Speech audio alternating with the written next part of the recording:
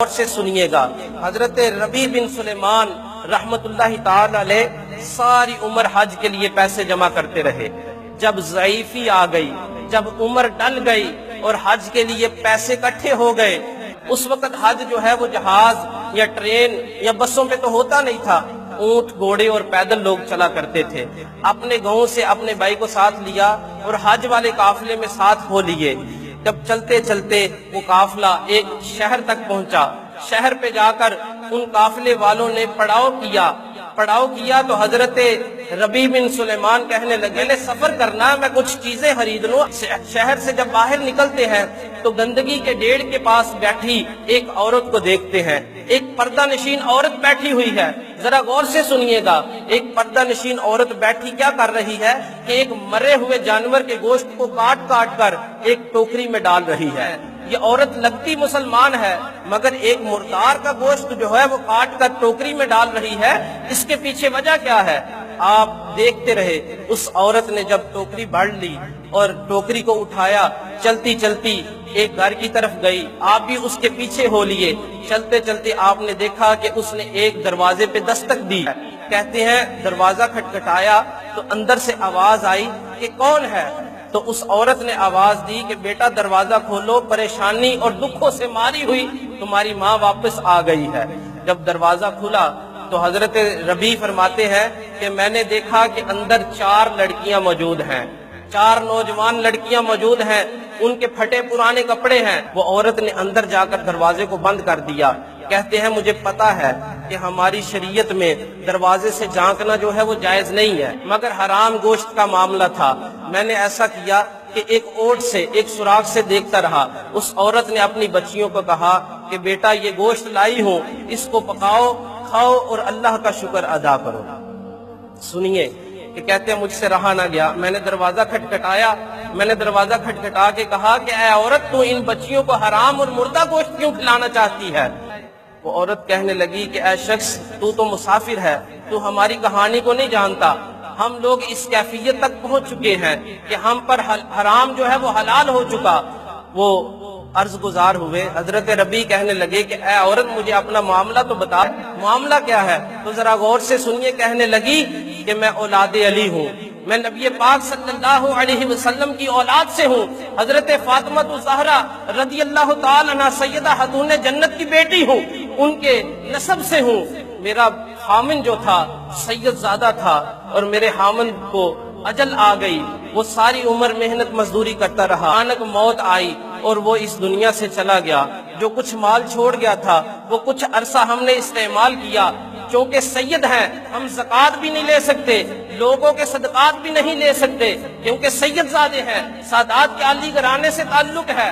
تو سنیے مجھ پہ ایسا وقت آ گیا ہے کہ اب اپنی جان کو بچانے کے لیے، اب اپنی بچیوں کی جان کو بچانے کے لیے میں نے حرام گوشت کو لایا، میں حرام گوشت اتنا کھلاؤں گی کہ ان کی زندگی بچ جائے، ہمارے پہ تو یہ بلا ٹوٹ پڑی ہے۔ تو سنیے حضرت ربیع بن سلیمان رونے لگے، بلک کر رونے لگے، کہتے ہیں کہ خدا کی قسم میں حج نہیں کروں گا۔ نبی پاک صلی اللہ علیہ وسلم کی آل جو ہے وہ تو فاق و مستی میں زندگی گزارے، نبی کی آل پہ اتنا کڑا وقت آ جائے اور ربیع بن سلیمان جو ہے وہ حج کرتا پھرے۔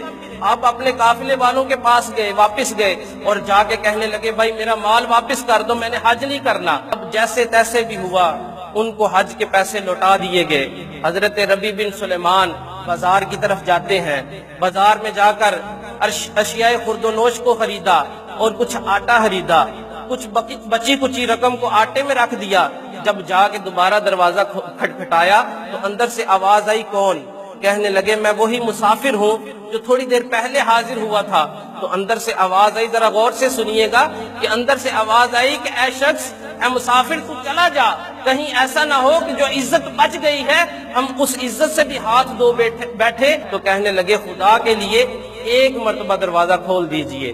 جب دروازہ کھولا تو کھانے کا سامان دیا اور آٹا دیا۔ یہ سارا معاملہ دیکھ کے وہ سید زادیاں اس حد تک خوش ہوئیں اور حضرت ربیع بن سلیمان واپس آ گئے اور سوچنے لگے کہ اب اس حالت میں اگر اپنے گاؤں جاؤں گا تو لوگ باتیں کریں گے کہ پتہ نہیں حج کرنے کیوں نہیں گیا، پتہ نہیں رستے میں کیوں رک گیا ہے۔ آپ وہیں پہ اسی شہر میں رکے رہے، وہیں پہ نماز پڑھ لیتے، مسجد میں جاتے، جو ملتا وہ کھا لیتے۔ اب قافلے والے واپس آئے، جب قافلے والے واپس آئے تو ایک شخص آ کے کہنے لگا کہ اے ربیع بن سلیمان، تو نے ہمارے ساتھ قافلے میں حج کرنے کے لیے نہیں جانا تھا تو سیدھا سیدھا بتا دیتا کہ ہمارے ساتھ نہیں جاتا، تو حج کرنے گیا ہوا تھا۔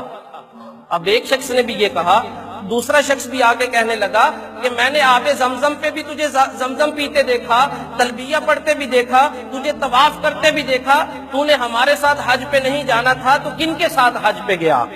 اب ان کا بھائی بھی چونکہ موجود تھا، اور بھائی آ کے کہنے لگا کہ میرے بھائی میں آپ سے بہت ناراض ہوں، اگر آپ کو مجھ جیسا رفیق نہیں چاہیے تھا تو آپ سیدھی بات کہہ دیتے کہ بھائی میں نے تیرے ساتھ حج نہیں کرنا۔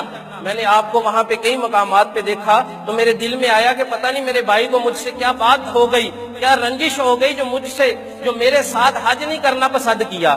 حضرت ربیع بن سلمان دل میں سوچنے لگے کہ میرے مولا کا کرم ہو گیا مجھ پہ، میرے مولا نے میرے حج کو قبول کر لیا۔ ہو سکتا ہے اللہ تبارک و تعالیٰ کے ہاں ہر چیز جو ہے، اللہ تبارک و تعالیٰ ہر چاہت پر قادر ہے، ہو سکتا ہے اللہ تبارک و تعالیٰ نے میری شکل کا کوئی فرشتہ بنا دیا ہو جس نے میری طرف سے حج کیا۔ اور سنیے کہ ایک شخص آیا، اس نے ایک مال کی تھیلی دی اور کہنے لگا بھائی فلاں جگہ پہ تو نے مجھے یہ تھیلی دی تھی، میں سارا حج تجھے تلاش کرتا رہا، تو مجھے نہیں ملا، یہ اپنا سامان تو واپس لے لے۔ تو کہتے ہیں مجھے یقین ہو گیا کہ مولا کا مجھ پہ کرم ہو گیا۔ کہتے ہیں میں واپس گھر آیا، گھر آ کے جب میں سویا تو میری قسمت جاگ اٹھی۔ اور میں اس موقع پہ میں کہا کرتا ہوں کہ ایسی نیند پہ میں ہزاروں بیداریوں کو قربان کر دوں کہ جس نیند میں میرے آقا کی زیارت ہو جاتی ہو، ایسی رات پہ میں ہزاروں دنوں کو قربان کر دوں جس رات میرے آقا تشریف لے آئے۔ میرے آقا ارشاد فرمانے لگے کہ اللہ تبارک و تعالیٰ نے تیرے حج کو قبول کر لیا ہے، اللہ تبارک و تعالیٰ نے تیری شکل کا ایک فرشتہ بنا دیا ہے جس نے اس سال بھی تیری طرف سے حج کیا اور قیامت تک تیری طرف سے حج کرتا رہے گا۔